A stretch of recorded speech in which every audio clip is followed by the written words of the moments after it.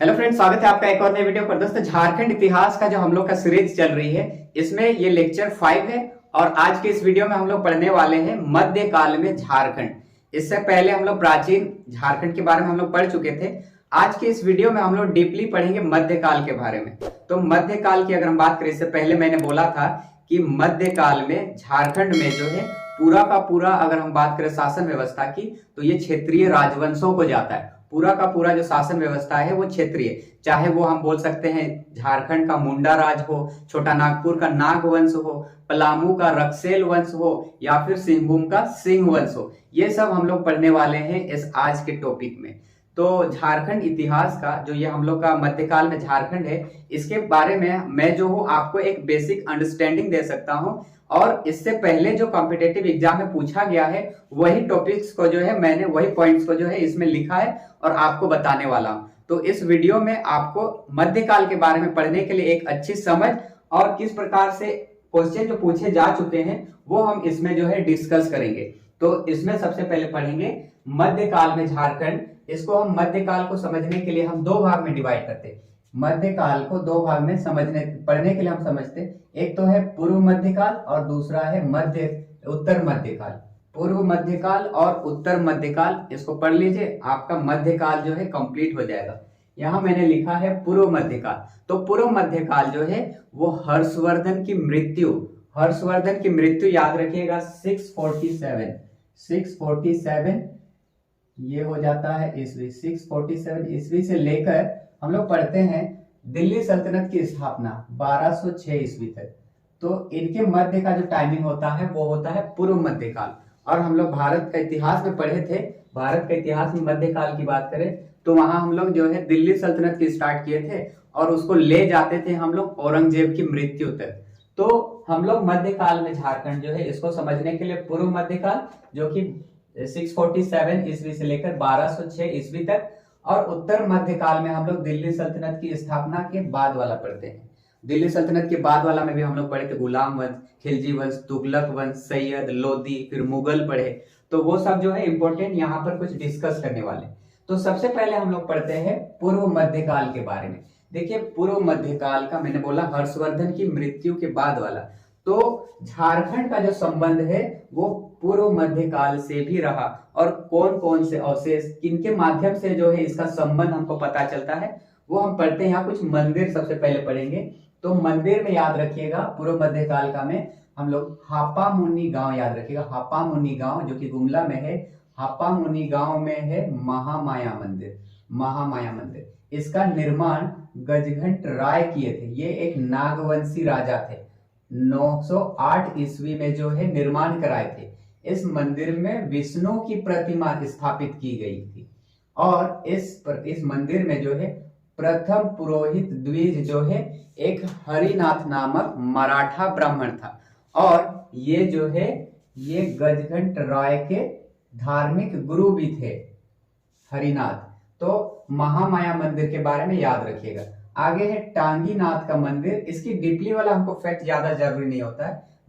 टांगीनाथ का जो मंदिर है इसका याद रखिएगा गुमला में है। इसका भी जो है हम लोग पढ़ते हैं पूर्व मध्यकाल से संबंध। फिर है छिन्नमस्तिका शक्तिपीठ, ये रामगढ़ याद रखिएगा। ईटखोरी जो कि चतरा में है, ईटखोर याद रखिएगा। महेंद्र पाल के शिलालेख मिले हैं यहाँ से, महेंद्र पाल के, पाल वंश के शासक थे। और मां भद्रकाली की मूर्ति का निर्माण कराया गया था। तो पूर्व मध्यकाल के बारे में हमको बेसिक जो है इतना नॉलेज रखना है, यहाँ से अक्सर पूछा जा चुका है एग्जाम में। तो उसके बाद हम लोग पढ़ेंगे उत्तर मध्यकाल के बारे में। उत्तर मध्यकाल दिल्ली सल्तनत की स्थापना के बाद, और इसमें हमको सबसे पहले पढ़ना है दिल्ली सल्तनत की स्थापना। हम लोग वहां देखे थे सबसे पहले गुलाम वंश, फिर खिलजी, तुगलक। तो सबसे पहले जो गुलाम एक इम्पोर्टेंट शासक होते हैं, जो दिल्ली सल्तनत के जो इम्पोर्टेंट शासक है, जो महत्वपूर्ण काम किए हैं, उनके बारे में ही पढ़ना है हमको। डीपली पढ़ा है, भारत के इतिहास में पढ़ना है। तो सबसे पहले हम लोग पढ़ेंगे बख्तियार खिलजी के बारे में। तो बख्तियार खिलजी के बारे में हम क्या पढ़ेंगे, तो 1206 ईस्वी में झारखंड होकर बंगाल के सेन वंशी शासक लक्ष्मण सेन की राजधानी जो है नदिया पर आक्रमण किया था। बख्तियार खिलजी याद रखिएगा, लक्ष्मण सेन की राजधानी नदिया पर आक्रमण किया था। आगे इंपॉर्टेंट याद रखिएगा अलाउद्दीन खिलजी। तो अलाउद्दीन खिलजी के बारे में हम क्या पढ़ेंगे, तो 1310 ईस्वी में अपने सेनापति छज्जू मलिक, याद रखिएगा सेनापति पूछा जाता है, 1310 ईस्वी में अपने सेनापति छज्जू मलिक को भेजा, अलाउद्दीन खिलजी भेजा, और उसने नागवंशी राज्य पर जो है विजय प्राप्त किया और कर के लिए जो है विवश कर दिया। याद रखिएगा छज्जू मलिक, और वो कौन था, तो अलाउद्दीन खिलजी का सेनापति था। उसने, याद रखिएगा, अलाउद्दीन खिलजी की अधीनता स्वीकार कर ली। अलाउद्दीन खिलजी की अधीनता जो है स्वीकार कौन किया, तो फणी मुकुट रॉय और बेणुकर्ण, याद रखिएगा ये दोनों जो है अलाउद्दीन खिलजी की अधीनता को स्वीकार किया। नेक्स्ट में हम लोग पढ़ने वाले हैं मोहम्मद बिन तुगलक, MBT, मोहम्मद बिन तुगलक। मोहम्मद बिन तुगलक का सेनापति हुए मलिक बया, और ये क्या के चाई चांपा, ये हजारीबाग जो है इस जगह पर आए। मोहम्मद बिन तुगलक का सेनापति, याद रखिएगा, मलिक बया जो है हजारीबाग आया और चाई किला जीतकर फतेह खान दौरा के हवाले कर दिया। छज्जुद्दीन अलमुल मुल्क जो है सतगावा का शासक नियुक्त किया मोहम्मद बिन तुगलक ने सतगावा का शासक नियुक्त किसे किया, तो याद रखिएगा छज्जुद्दीन आजमुल मुल्क को। और हरिकर्ण के बारे में हम लोग पढ़ेंगे कि तुगलक के काल में नागवंशी राजा था हरिकर्ण, जो तुगलक के काल में नागवंशी राजा उस टाइम कौन था, तो याद रखिएगा हरिकर्ण था। आगे हम लोग पढ़ेंगे तुगलक वंश के ही फिरोज शाह तुगलक के बारे में हमको एक पॉइंट पढ़ना है कि बंगाल के शासक को पराजित कर सतगावा, मतलब हजारीबाग, याद रखिएगा, बंगाल के शासक को पराजित कर हजारीबाग विजय प्राप्त किया। कौन किया, तो याद रखिएगा शमसुद्दीन शाह। तुगलक वंश का ही हम लोग पढ़ेंगे, फिरोज शाह तुगलक। लोधी वंश में हमको पढ़ना है, लोधी वंश, गुलाम वंश, खिलजी वंश, सैयद, हम लोग पढ़ेंगे ना, गुलाम वंश, खिलजी वंश, तुगलक, लोधी पढ़ेंगे। लोधी वंश में हम लोग क्या पढ़ेंगे, सुल्तानों के प्रभाव जो है झारखंड से मुक्त रहा। लोधी वंश में जो है, लोधी वंश का जब टाइमिंग चल रहा था तो सुल्तानों का प्रभाव जो है झारखंड मुक्त था। और प्रतापकर्ण हो गया, छत्रकर्ण, विराटकर्ण, ये जो है छोटा नागपुर के शासन वेल में नागवंशी शासक थे उस टाइम। और लोधी वंश के समकालीन ओडिशा के गजपति वंश थे। और ये जो गजपति वंश, इसके संस्थापक कौन थे, याद रखिएगा कपिलेंद्र गजपति जो है गजपति वंश के संस्थापक थे, ये याद रखिएगा। आगे पढ़ेंगे हम लोग आदिल शाह द्वितीय के बारे में। आदिल शाह द्वितीय ये खान देश के शक्तिशाली शासक थे, और आदिल शाह द्वितीय जो है अपना सैन्य दल को झारखंड भेजा। और यहाँ से क्वेश्चन पूछा जाता है कि झारखंडी सुल्तान किसे कहा जाता है, झारखंडी सुल्तान, याद रखिएगा इसका दर्जा आदिल शाह द्वितीय को जाता है। आदिल शाह द्वितीय को जो है झारखंडी सुल्तान कहा जाता है। आगे हम लोग पढ़ेंगे शेरशाह सूरी। तो बंगाल अभियान के दौरान जलाल खां, याद रखिएगा शेरशाह का पुत्र हैं, तो बंगाल अभियान के दौरान जलाल खां जो है तेलियागढ़ी का नाकाबंदी की थी। तेलियागढ़ी किसको बोला जाता है, तो राजमहल क्षेत्र को बोला जाता है। और झारखंड में मुस्लिमों के प्रवेश मार्ग को प्रशस्त करने का श्रेय भी जाता है इसी को। और आगे हम पढ़ेंगे ख्वास खां, शेरशाह का सेनापति थे। ख्वास खां और दरिया खां, ख्वास खां और दरिया खां, ये दोनों मिलकर चेरो महाराजा, याद रखिएगा महारत चेरो को परास्त कर जो है श्याम सुंदर नामक एक हाथी को प्राप्त कर लिया था। आगे है हुमायूं के बारे में अब हम पढ़ने वाले हैं, मुगल वाले, बाबर, हुमायूं, अकबर, जहांगीर, शाहजहां, ऐसा पढ़ते हैं। तो हुमायूं में याद रखिएगा मुगल अफगान संघर्ष जो कि हुआ था 1530 से लेकर 40 के बीच में। तो मुगल अफगान संघर्ष के दौरान एक बार हुमायूं जो है हजारीबाग तक पहुंच गया था। हजारीबाग में भी याद रखिएगा भुरकुंडा तक पहुंच गया था। कौन, हुमायूं, भुरकुंडा याद रखिएगा, हजारीबाग। आगे है अकबर के बारे में हम क्या पढ़ेंगे, तो अकबर ने 1585 को 1585 ईस्वी में शाहबाज खां जो है झारखंड में विजय प्राप्त करने के लिए भेजा।